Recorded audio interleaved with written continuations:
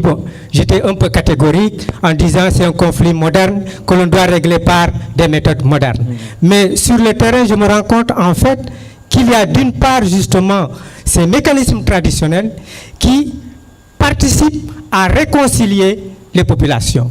Il faut maintenant changer de perspective et considérer le conflit comme un phénomène social total. Et je reprends ce concept à Mauss, Marcel Mauss, c'est-à-dire le conflit touche toutes les réalités socio-économiques, métaphysiques, tout ce que vous voulez. Donc le conflit a touché tous les paliers des différentes sociétés. Et donc, puisqu'il a touché tous les paliers des différentes sociétés, il faudrait maintenant voir par niveau. Je parle d'échelle, hein, à la place de palier.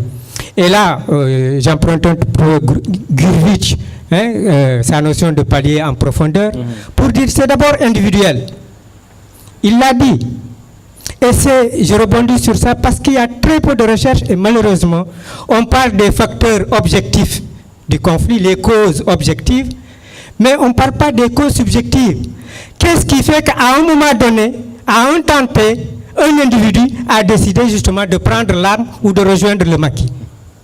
Et c'est là où on va se rendre compte justement, c'est parce qu'on a enfreint une valeur, parce que justement on a déshabillé un père de famille devant son enfant et qui n'a pas le droit de le voir nu, révolté, ben il va rejoindre facilement.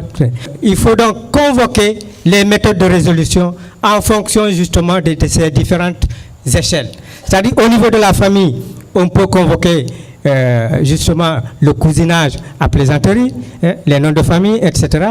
Au niveau du quartier, on peut voir d'autres leviers, du village, du département, etc.